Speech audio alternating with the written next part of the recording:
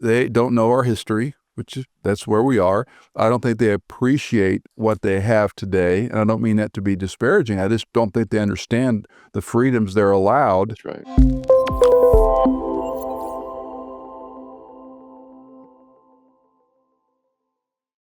Welcome to the broadcast. This is Michael Easley in Context, and today I've got a friend of 40 plus years, probably 44 years we've known each other, Kerby Anderson of Probe Ministries. He's the president. Kerby has a long list of credentials, and I'm just going to say he went to Yale, so he can defend that. He has a degree from Georgetown University. He's a brilliant writer, 20 plus books. Christian Ethics in Plain Language. Kerby had me read that when I was studying my doctoral ministry program, along with, I think, 11 texts that I would have never read otherwise, and everyone was compelling and encouraging and challenging. His later book, Economics, Technology, and Social Trends and Arts, Media, and Culture. He's the host of a 2-hour live program called Point of View on 200 stations and many repeaters, probably over 600 to 1,000 repeaters. He's married, the father of 3 grown adult children, 1 grandchild, and they live in the Allen, Texas area. Thanks for coming on the program, Kerby. Thank you, Michael. Good to be with you. Great to see you. I still remember when we read Idols of Destruction by Herbert Schlossberg. That's amazing that you remember that. But that was a very classic book, and getting us into the kind of conversations we're dealing with today in culture. Yeah. Well, he never wrote anything else, did he? Not that I can think of. Maybe I missed something along the way. I guess there was a Crossway book that he wrote with Michael Easley, who was that? With one of the individuals that was involved in that at right time. Probably was one of the people that was with World Magazine, maybe Marvin Olasky. Alaska or someone, yeah. Anyway. But, we lived in the Virginia, D.C. area for about 12 years, and I think he was a neighbor, and I never ran into him or bumped into him. Interesting, but I'd love to have met him. Anyway, so welcome to the broadcast again. Thank you. For those of you that don't know, Probe Ministries will have information, as always, in the show notes, so you can find out more. Kerby has a plethora of articles and blogs and all kinds of great information. If there's a subject of ethics or culture or science or politics, Probe Ministries probably has a landing place for you, and I really encourage you to check out Probe. Let's start with, and this is kind of freewheeling because Hannah asked me, what do you want to talk about? And I said, I just want to talk to Kerby. Let's talk about let's say the 3 presenting issues as you see the Christian today, what we're facing. Let's start with national and then think of world trends. What are 2 or 3 things that concern you the most? Well, if you talk national, one of the articles that we have coming out right now through Point of View is about this new axis of evil. Now, you might remember, some of our listeners might remember when at one time George W. Bush talked about the axis of evil.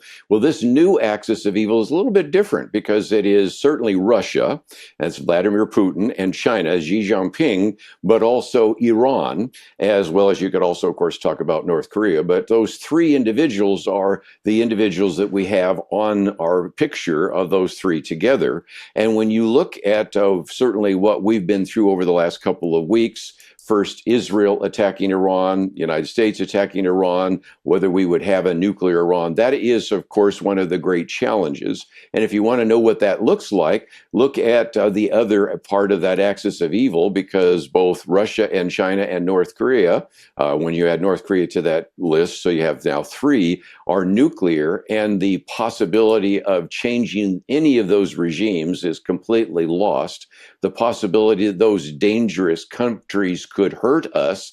And so whether you're talking about the conflict between Russia and Ukraine, whether you're talking about China wanting to maybe take over Taiwan, whether you're talking about some of the bellicose comments that comes from North Korea, or of course now the interaction between Israel and Iran, that I think is still one of the great challenges that we face. And as much as people would like to have a non-nuclear world, I saw somebody, matter of fact, I have that in one of my programs we're talking about today, in which Jonah Goldberg said it reminds him of people that say, well, wish we had no guns. Yeah, well, we have guns. And the reality is we always will have guns. And the key there is to make sure that the wrong people don't have the guns. Same kind of thing. Just because you have nuclear weapons, I'm not really very concerned about France or England having nuclear weapons. But I think we should be concerned about some of these other countries, which are ones that are nuclear and, in a sense, have a desire to destroy the United States and the Western world. 15 things after what you just said. One, Gordon Chang recently, when we were talking about rattling scabbards with Iran, he was freaked out about China bombing our electrical grids. Did you follow this? I do, and I've had him on the program both in studio and by phone, and that is a concern, certainly. Or whether they bomb it or whether they use a cyber attack to take that EMP out. or something. Yeah, Yes. yeah, all sorts of options. So let's the last probably 5 or 6 years, Kerby, I've used the word evil more in sermons and speaking than any time in my lifetime. What else do we attribute this to? Well, I think that is certainly the case. I mean, first of all, we've always had individuals that have been dangerous. We've always had ambitious individuals, whether it is Napoleon or whether it's Hitler or you go back to Genghis Khan, whatever. We've always had that. But the fact is that they have never had as much power. There were times when these battles were taking place where people had spears and swords and shields than when you had gunpowder, but now we have a very different kind of world. And so, yes, we live in a world where there is sin, where there is evil, where there's people that are ambitious. And so certainly that is the case. And so, you always like to talk about me being optimistic. And right now I'm kind of the regular bluebird of happiness here, where we're talking about what we are facing in the world. But again, you wanted me to be honest, and I think we have to be honest, and it is still a very dangerous world. And it's one of the reasons why a lot of people have a low level of anxiety, because they may not know all of the details, but they get the sense that we still live in a very dangerous world. And that's because we live in a world where there is evil that actually takes place. The level of it, when the last election cycle was going around, everybody was talking about the country so divided. And I kept thinking, had we lived during World War II, when we had ostensibly, if you were an evangelical, fundamental, Bible-believing Christian in the 40s, you probably thought Hitler could have been an antichrist. I think so, yeah. Yeah. I mean, he's killing Jews. He's got this agenda. And you wonder and I'm sure you've done some work in this area, what preachers, who we would call friends, were teaching their churches during the 40s. Yes. And how the level of anxiety or depression. I mean, take your pick. Historically, the country was certainly divided in all these chapters of our history. That's for sure. And all the way to the founding of the country, you had the Tories and you had the militia and you had individuals. Talk about division during the Civil War, the North versus the South, and whether or not to have a confederacy or have one nation under God. I mean, there has just always been that conflict. So from people that are saying this is unprecedented, there's a few things that are unfolding in the 21st century that are unprecedented. But if you believe in human nature, as you and I do, if you believe in human depravity, as you and I do, then I think we shouldn't be surprised by some of that either. Now, one of the questions I have to admit and repent of, I've asked guests for years, is, how does a Christian respond to fill in the blank? Yeah. And I've thought about that question a lot. It's a really dumb question because ostensibly there's nothing we can do. Right. I mean, we can vote in elections, and Christians need to do that, and that's a different argument. You can get involved in levels. We've had Jeff Myers on the program many times. I know you know him. He's a brilliant guy like you, and I love his approach with the way he's teaching young men and women to think. And one of his key questions is, how do we lessen evil? And he said that may start in your city, your school board, your county, your local elections.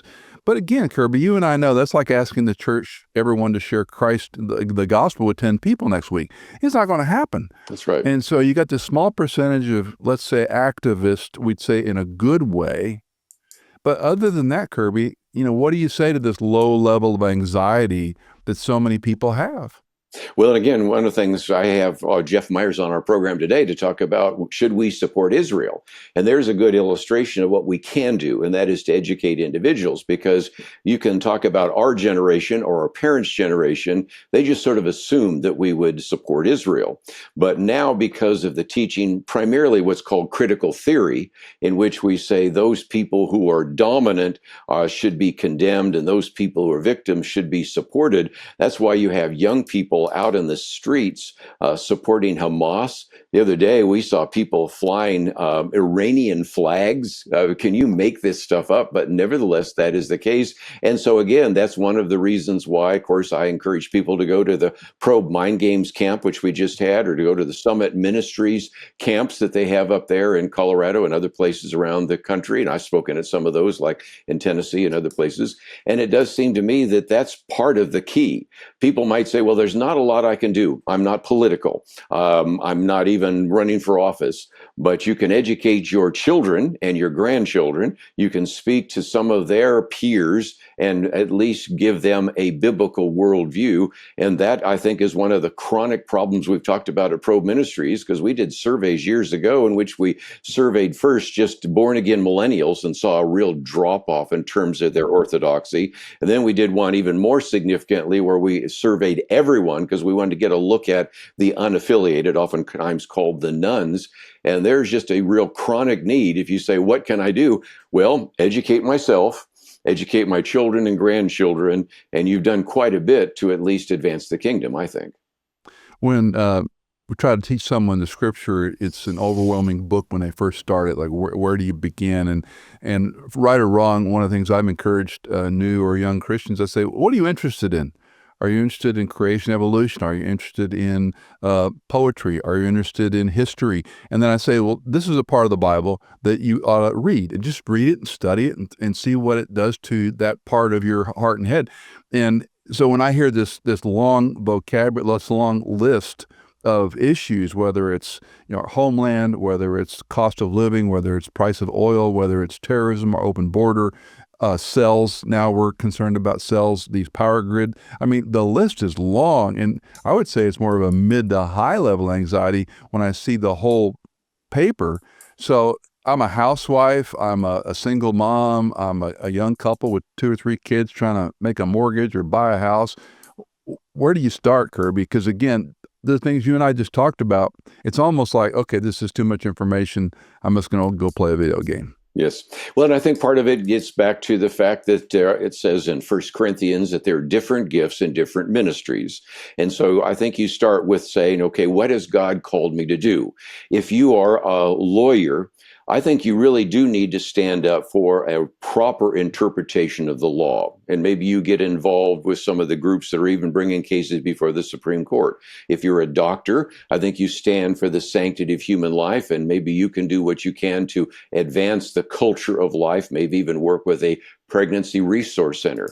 If you say, well, I'm just in the business world, well, that's okay, because there's a place for you to be a model of a godly man or woman in the business world. And of course, if you're a parent, you have the responsibility to raise up a godly generation. And I think sometimes what we have are people that think they've got to be doing 20 different things at once. And you know as well as I do, that gets back to power and force. You can have a greater amount of impact if you focus on one thing. And I think a lot of that, Michael, really comes back to what is your calling? I mean, you've been called to a high level of theological education. Some people might have been called to a high level of political participation. Maybe they run for city council or school board, or maybe they run for the state legislature. So when you understand your calling, then I think that's where you focus your time and attention. And then within the body of Christ, we have the body working and functioning in different ways to bring that about.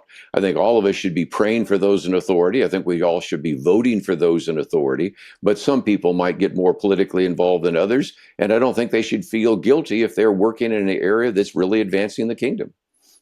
One of the conversations I had with a number of friends from the D.C. area, one in particular who I love and respect, he is just anti-politics to the bone.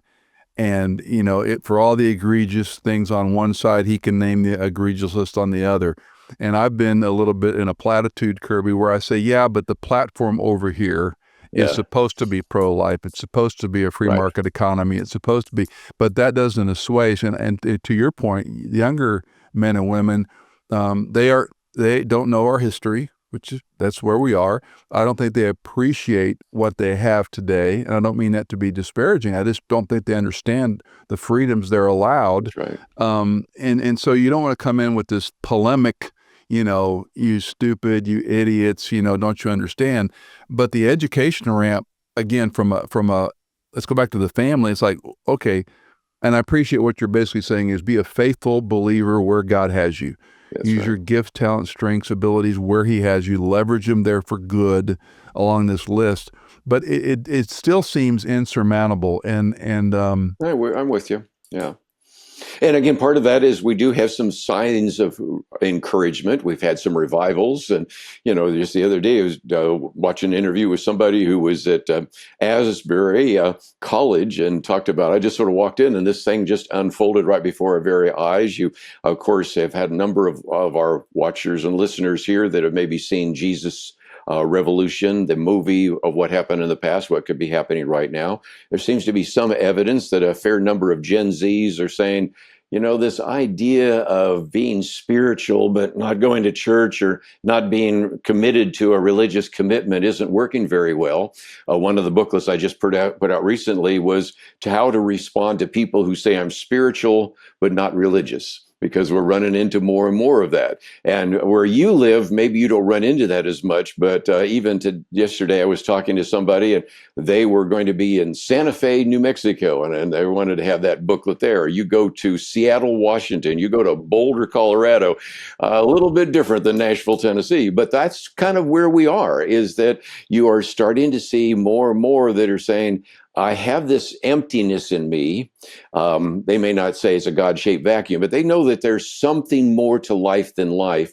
And just sort of being spiritual and maybe occasionally doing yoga, or maybe just saying, well, I'll just maybe have some meditation time. It's just not cutting it. And then if they're a rank atheist, they really are saying, is there more to life than life? And so I just think that there are some real opportunities for evangelism and for apologetics, even here in the 21st century, if for no other reason than a lot of these ideas have sort of played themselves out. And people are now starting to see, and I think you're probably seeing that as well, just a dissatisfaction with what I thought was going to make me happy.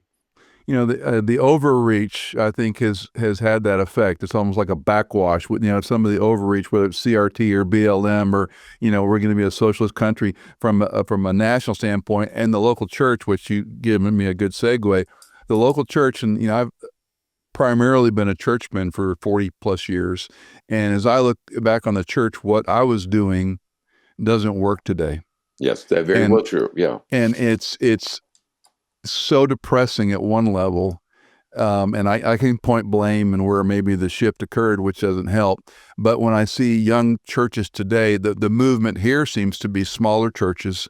Right. It's an overreaction, or maybe a good reaction, self-correcting to the super church, to the big programs, the huge buildings, the huge budgets, the big production of worship, to a more community. That's a word that's worshipped around here. Community, authenticity, connection. These sort of trigger words, but it's interesting to watch, and it's in a way very depressing because theology has been pushed aside for relational connection. Right. I don't know what you're seeing in the church across country. Well, just let me just underscore everything that you're saying. We have done enough surveys to know that they really are looking for a connection, and sometimes they find the connection through social media. You and I both know that that's not the same as being in the church, but they're reaching for something to connect up to a community. And this idea that we just keep building churches, I call that the field of dreams myth. If you build it, they will come.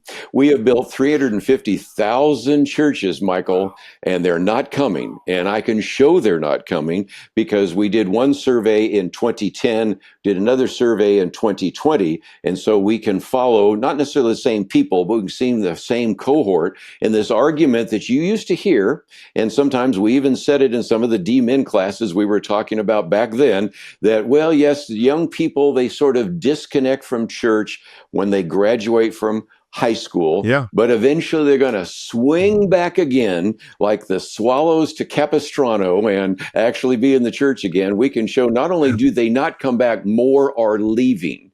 And part of the mistake we made, Michael, as you know, we talked about this when we were actually doing some of those D-Min classes, is that there's a good percentage of individuals that were never in church in the first place. So this argument that they're going to come back to church, doesn't work. And when I was just in Greece recently, we had a trip, and I actually, fortunately, had with me somebody I quote all the time. And so I asked her again, you used to teach at the Dallas Art Institute. And one of the things they do is they would take them into art galleries, but they would also take them into architectural structures. And when she would take them into the church, majority of the kids would say, this is the first time I've ever been in a church. Wow. Now, Michael, think about that for a minute. That means you haven't been there for a baptism, haven't been there for a wedding or a funeral. So this idea they're going to come back to church, yes, they're looking for community. If they know the church has community, they're going to come walking in the door. They may not even know what your theology is, but if they know this is a place where I can actually have some community, that is the case. But since I've never had an experience, either good or bad, about the church, I don't think about walking into the church to find something I know I'm looking for. So that's, I think, the great challenge for us in the 21st century. So Arizona College and Barna have done a lot of research. Yes. I know you follow all this, and they're talking about the Gen Z male, and I guess you know the acronyms better, but the younger, even 19 teenagers are coming to look for, as you talk, spirituality. What's this mean? There's got to be more purpose. I saw someone sent me an Insta short the other day of this girl lamenting, where can I find liberal men to date? And okay, a poignant point, but it does seem to be a little bit encouraging. At the same time, this overcorrection seems to work in the church. So the Reformed Fellowship, friends of ours, they seem to be gaining some ground. Our RFU on campuses, you and I are around IV and Crusade, Crew Today, and some other maybe local college groups churches had. But RFU seems to be doing a bang-up job. And it's interesting, you and I will talk about, I use the language arch reformed, guys who are really reformed, and if you're not 5-pointy, you're a heretic. But this trend seems to be self-evident. You're real strict, you're real strong, and this is what we believe, and we have community. Have you seen this? Yeah. And I think part of it is that people are looking for some structure. And that's one thing that liturgy provides for. The history of the Reformed Church does. You and I both know individuals, fellow evangelicals who've now become Catholic. What's going on there? Orthodox. Yes. Yeah, Orthodox, Greek Orthodox and the rest. And I think part of that is the desire for some kind of structure at a time when we have almost theological anarchy, right? Is that fair? We are really looking for some structure. Now, let's take it out of religion for a minute, because this will be maybe a good illustration. I run into young people all the time that complain to me, since we do our Mind Games camp and I speak at a lot of youth things, and I'll run into 18-year-old guys all the time that will say, I am so fed up with the rules that my parents have laid down on me. And I say, what are you going to do next? I'm going to join the Marines. And you go, what? Frying pan in the fire, Yeah, I mean, he wants structure. He wants something to believe in, something that has some history, something that I could give my life for. And so in some respects, if you can see that in the secular world, you can see how some of that's playing out, I believe, in the religious world as well. People are saying, it's nice to go to a wonderful church that has these gospel hymns and where we repeat the stanzas 3 or 4 different times, and it looks more like an office building, but it doesn't look like a church.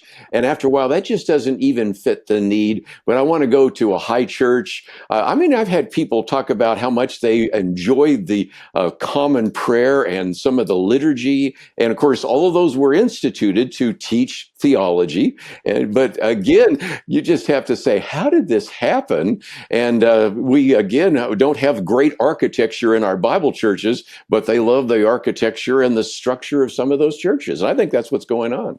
This is so funny, because after I retired from the last church I served, Cindy and I kind of reset and said, let's visit a bunch of churches. Because, my wife has had to go where her husband was pastor, kind of a bad deal. And so we started visiting churches, and we landed at this lovely Presbyterian church, small community. 8 o'clock service was packed. I don't think the room seated 300 people. They had a program. Everything, Kerby, was printed out. I bet the program was a $4 product. Mm-hmm. Everything was printed out. I've been in those kind of churches. The stanza, the liturgy response, the descant, the hymn, the scripture reading. Yeah. And Cindy was she loved it. And she says, this is so wonderful. She goes, I've been in a Baptist or Bible church my whole life. Was 3 songs, a prayer, a sermon, and maybe a closing song. And exactly to your point, and I was raised Catholic, so a lot of the liturgy, it still roils around in my head.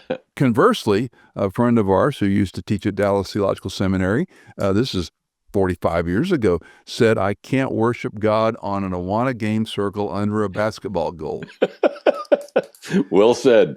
Well, so he was an Anglican, and that was 45 years ago. That was like, you didn't talk about that, So again, overcorrection, that's my point. I think people are overcorrecting. I know you're right on structure, but and not to overwork this, but there is a beauty about a well-organized service that I think evangelicals have lost. I agree completely. Phil Carey is a good friend of mine. He wrote a little book on the Nicene Creed. It's a marvelous little text. And you don't have to take hook, line, and sinker everything about Nicaea. But what they did with the Trinitarian organization, each stanza, what a wonderful Sunday school class. So why did the early church put this creed together? Yeah. And again, I think we've lost that. So we're talking about how to be better friends. We're talking about the Enneagram in the Bible church. Goodness help me. All these programs that are, I call them horizontal, as opposed to, where are you in your walk with Christ first and foremost, and then how does that affect the world? But anyway, we could opine the local church. I guess, I always like to talk about hope. Where are you seeing hope on the landscape of the local church? First of all, I appreciate the fact that you did the one on Nicene Creed, because we did as well. And I kind of wondered what kind of reaction I would get. But, I've had a number of people that have been Anglican, Episcopalian, and others on the program as well. And from time to time, I think that's just to recognize the diversity in the body of Christ. But back to your question of hope, I still have hope for the fact that we do seem to have a number of organizations that do have an evangelistic outreach. Yesterday, I was with one of the board members that works with Evantel, and you might remember all the way back to Larry Moyer and 50 years, and now it's moving on to other individuals. I still see some really exciting things happening in the harvest movement, whether it's Greg Laurie or Jack Hibbs. You can go through that long list as well, and some of these open air crusades. Who would have thought we'd still be doing open air evangelism like that? And I do believe that we are seeing, as we said, in the young people, a hunger and a thirst for some of that, maybe not always looking in the right places to find that. So there's a lot of places for hope. I also do believe that, back to your point about even what's happened in the political and economic realm, there's just a lot of times, which on my program, I've used the phrase, which I probably have overused it, common sense is breaking out all over the place. We don't seem to be using DEI as much now. We have some individuals that are willing to address all the issues politically, what's going on in terms of trying to maybe figure out, is there a way we can stop this runaway train on debt? I think there are some answers to that, but that's another issue as well. Can we maybe, as we just announced the other day, get rid of some of these toxic food dyes and things like that, make America healthy again? In terms of the economic issues, there are some places for hope, and recognize that whether we talk about the decision to actually go and bomb Iran, or the idea of trying to maybe even figure out a way to cut some of the cost of government, some of that would have not happened with a previous administration. We may not be happy with all things happening with the current administration, but it does just illustrate again that we've got some real opportunities I think we can talk about in the future. So if you want to talk about hope, I'm still hopeful. Still think we got some great opportunities for ministry, and we should just consider what we might want to do to use them. You and I have seen a lot of changes. I remember early in the years at Dallas, our good friend now with the Lord, Howard Hendricks, when a movement or some type of whether it was, let's talk about signs and wonders, or the purpose-driven church, or the seeker model, or the vineyard movement. And, of course, when you're embroiled in seminary in the ivory tower thinking about all this stuff and strategizing because you know how to fix it all right. And I remember Prof saying, give it a decade. Yeah. Give it a decade. And that's always warmed me, because all these trends have died a slow death, sometimes a quick death. And you and I are old enough to look back and say, okay, Lord, you're sovereign. I never want to ever put an adjective on sovereign. I say he's still sovereign, but he's sovereign. He hasn't moved. He's not pacing heaven's floor, wringing his hands. Right. You mentioned the Civil War. I always go back to Judges and the period of Judges where Israelites are killing their brothers. Yeah, this is nothing new, right? And yet our view of history, our view of culture is so banal. We don't understand. And so when you're embroiled in it as a teenager, as a 20-something, and again, not to be unkind, they don't know this. They don't understand the landscape. And so you and I have the blessing of looking back not only on our own lives, but on history, saying, God's been very kind to this country. He's been very kind to you and me. I remember sharing Christ with a Muslim friend years ago. And he was a good brother, a good friend. We got along great, he and his wife and I. And I was sharing the gospel with him very specifically over a meal. And he put his hands on top of mine and stopped me. He said, Michael, if you'd have been born where I was born, you'd be a Muslim. And if I would have born where you were born, I'd be a Christian. And I said, yeah, Saeed, but we'd still be having this conversation. I don't know that he ever came to Christ, but it was one of those, thank you for the response, Lord, because he's right. And I think the issue for all of us is your sphere of influence. And you've touched on that. Right. What are you doing? First and most, faithful to family, your immediate sphere, but there are people around who you can reach. I've got some neighbors that we're having the best time just being friends together. And they know I'm a pastor. So that's sort of like being a insurance salesman, not to be unkind, but they know at some point I'm going to try and prove something, right? And it's a little bit off-putting actually to be a pastor and try to reach people, believe it or not. But there seems to be a sense where I get hope are the faithful Christians who are out there in the trenches, just doing what they do well, as you mentioned, the good business person, the good doctor. I mean, it's more of a comment, but your response? Yeah, well, and again, I think that's what we should do. We, again, have a great opportunity. My wife and I walk every day. Matter of fact, she walks me twice a day, just like walking a dog. And so, we were in a HOA meeting last night, Homeowners Association. Oh, dear. Everybody knows this. Everybody knows this, and we talk to everybody. Now, candidly, sometimes I know more of the names of the dogs than the people, but that's the kind of thing we need to be, approachable. And again, if I want to have a conversation, I tell people I'm a talk show host. And if I want to stop a conversation, I tell them I'm a pastor. And both are true. You know how that goes, and you can't, and you could do the same because that's part of it. But the only thing I would add to all that you're saying about in terms of being real and present is also have low time preference. We talk about high time preference, low time preference. That's something that comes out of all the studies I've been doing in the economic realm, because if you have high time preference, you want everything like this. That's the microwave culture.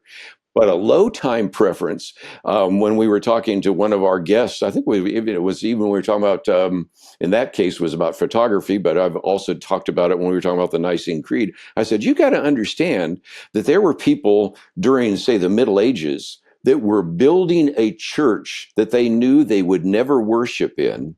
They knew that their children would never worship in, but they had the long perspective that eventually maybe their grandchildren would be there. And sometimes we have this desire to everything happen at once. And as somebody that's in the news cycle and I have to be on every single day talking about issues in the news, I still want to try to have that long-term preference, because low time preference says, maybe it's not solved today. Maybe it's not solved even in this first generation, but, are we going to see maybe changes in the future that we can't see right now, and trust God's sovereignty, back to the point you were making. I remember when you're talking, so many things flash back. I remember when Carl F. Henry came and spoke years ago, and it was a small group. And anyway, someone asked him a question, and he talked about these like Highland Park Presbyterian Church or some magnificent church that is so liberal today. Right. And he would say, gentlemen, make the observation, the liberals always get the buildings. Yes. And I again, never forgotten. That's so true. And it's poignant. And so we're in a warehouse or a strip mall with a Bible church, right? That's how it worked out. But to your point, whether it's a 600-year building program and you destroy an economy to build the church, that also kind of happens. But, right. There's that. But I love that idea of low pressure. I was a brand new pastor at Grand Prairie, and I wrote a letter to back There was no social media, no internet, it was real letters. I wrote a letter to James Montgomery Boyce, and I was using his commentaries on Genesis, I believe. Oh, sure. And I just, I used to do this habitually. I'd write a little note. Thanks for your work. I'm a little, pastor of a small church, and, this is helpful. And well, a year later, Kerby, I got a response. I never expected to get a letter from him, but I didn't know he answered every piece of correspondence he got. That was one of his Impressive. signatures. Yeah. And he said, quote, "Your letter has been clamoring on my desk for a year." And anyway, the last thing I had written in the letter, just thanking him, was, "If you have any recommendations for a young greenhorn pastor, I'd appreciate it." And he said, "To your last question," he said, "yes, you overestimate what you can accomplish in 1 year, and you underestimate what you can accomplish in 3. And then he kind of specified in the local church what that might look like. And again, to your point, we don't have a long view, and social media has made flash paper out of information. That's right. And the flash paper isn't always accurate. We just had Brett McCracken on 2 programs for his book, Scrolling Ourselves to Death. And boy, talk about a chilling book. We talk about the screen generation, but the neuroplasticity, the dopamine. I mean, we're rewiring people's brains on these devices. Yeah. That neuroplasticity is very dangerous, and we have been doing it as a social experiment. And we really, again, if we can warn parents listening to this right now, really reevaluate the screen time that you and your children have. Very important issue.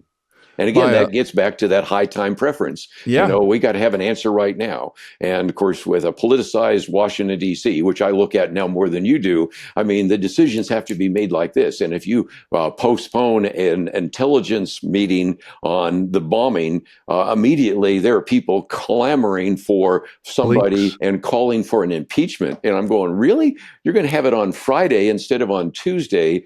That just shows you just the reasons for us to maybe just be a little slower. And back to one of my other favorite lines, if you read through the Bible, it never tells us that Jesus ran. Matter of fact, Jesus walked. And Jesus, as a matter of fact, showed up pretty late for Lazarus. And so you want to talk about low time preference instead of high time preference. You want to talk about a person who is in the will of God rather than motivated by the things happening around them. Good. Again, if you want to have hope, there's another aspect of that. And that is to trust in God's sovereignty and recognize that in the end, it will all work out. So something to think about. It's a great place to land. Kerby, I got to have you back again. Thank you so much for your faithfulness all these years. You've been such a great go-to in your publications and Probe Ministries, and I hope some new folks join in after our conversation. But blessings on what you're doing and on your walks, and just thanks again for standing strong and standing faithful, my friend. Well, thank you for being faithful, and it means a lot that you would want to have me on today. We'll do it again. Okay.